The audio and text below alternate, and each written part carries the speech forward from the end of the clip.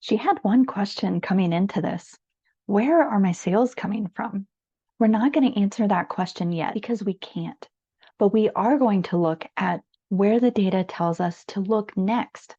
And the answer might be surprising. So stick around for the rest of the story. Hi, I'm Appy from My Code Happy. I'm a website and data advisor, and I love to help small businesses not only have a website, but have a website that works for them, that helps them in their business. Last week, we talked about what a website data health check is and why it has three parts. Today, we're going to walk through a real scorecard, all three sections, and see what it's all about. A website data health check doesn't answer all your questions. It tells you which question to answer first, and it's an initial indicator as to whether your data is reliable. But that question, where are my sales coming from? That's the thread, and we're going to keep coming back to it. The first part of the scorecard is the setup. This is the foundation of your data. We're just looking at Google Analytics, and we're sticking with the basics. The first thing we need to evaluate is the setup. These are basic. Are we getting data into Google?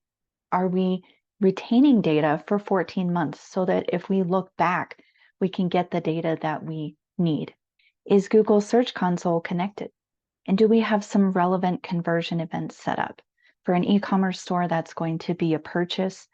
For other types of websites, that might be a form filled out. But we're looking for these significant events to see how effective the website is. For this particular website, everything's a go. We go to the last part of the setup section, one more data validation.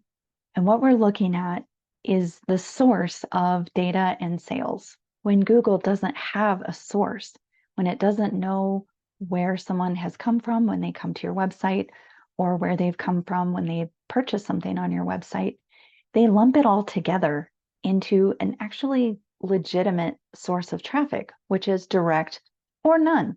Direct traffic is when people type your website into their browser and come see your site directly. That happens some of the time, but Google puts those people in the same category as the people that it can't identify as source.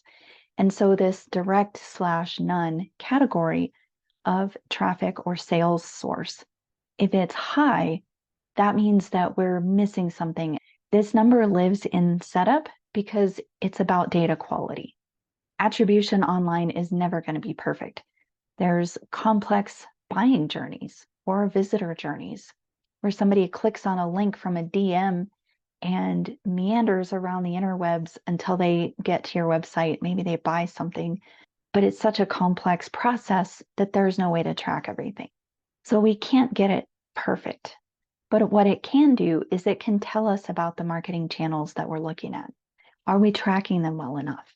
How are they performing? And for this particular store, these numbers are high enough that it's going to cause a flag that, hey, we should take a look at this and see if there are some ways that we can improve our tracking. So the first part of our scorecard is mostly green with a little bit of let's look into this. Section 2 of the scorecard is a snapshot. I'm not a big fan of snapshots without context, but in this case, we're going to do the snapshot first, and then we're also going to take a look at some context. So we're looking at what's happening right now in this particular store.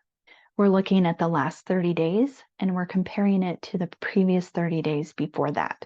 Looking at this data on a percentage basis, we're seeing some really high numbers. We see some 150, almost 200% increases in our conversion rates and our sales. This is pretty good news. But here's the thing. This is a small store. Orders run about 20 a month. And in the first 4 days of the current 30-day period, there were 8 orders. With small numbers, any variation is going to give you a big jump in your percentages. So we need to take this with a grain of salt. But it's also true. From the previous 30 days to this 30 days, these numbers look really nice. We're looking at direction. We're not looking at precision. Google Analytics is a helpful tool. There are limits as far as margin of error, more for some numbers than others. So we're going to use what we have. We're going to look at it within the confidence level that we have, and we're going to look for direction. The next metric we're looking at is engagement. That's a little bit down or flat, so this is something to watch. Finally, we're looking at visibility. What about Google search? While that's not the only indicator of visibility, that's the metric that we're going to look at. Impressions are solid, sessions are down, that's normal. We're going from Q4 to Q1. Section 3 of the scorecard is about momentum. Over the short term and the long term, what is the trend of the store? Are things getting better? So first we have a 3-month trend from November to December 2025 and from December 2025 to January 2026.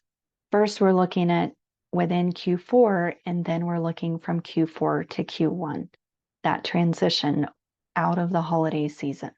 So as we look at conversion rates, at revenue, at engagement, and at visibility, so we're seeing a mix of things improving, things declining, nothing that's really too surprising as we're moving from Q4 to Q1. As we're coming off the holiday peak, nothing's out of the range. Finally, we can look at a longer term trend from January 2025 to January 2026. Overall, especially for conversions and sales, things are improving. The direction is good for this store. There are some things to watch. We have some recommendations, and we'll talk about those next. The first recommendation is to investigate this unflagged traffic. Why are we getting so much traffic and so many sales that are either direct or have no source? Looking for untagged links in email, in directories, other places, that's the first thing that we can take a look at. The next thing is that search brings in a high percentage of traffic and of sales. That might be a strategy worth continuing to pursue. After we do the first two things, then we could think about whether we want to improve other channels or even consider other channels at some point down the road. So what did the health check actually do? It told us that the store is healthy, that it's growing.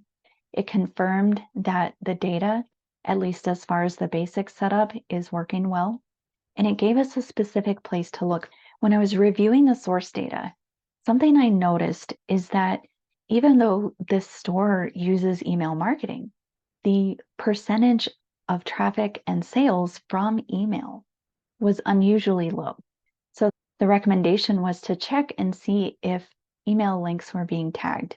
It just took a few minutes to go and see that for email campaigns, the toggle for tagging links is kind of hidden and it wasn't getting turned on. So I'm excited to check back in and to see if that one tweak makes a difference for her data. So the health check didn't answer her original question, but it did give her a place to look first. And hopefully, now that she knows where that button is, it'll help her start getting the answer to that question. Thanks for watching. Come back and see me again.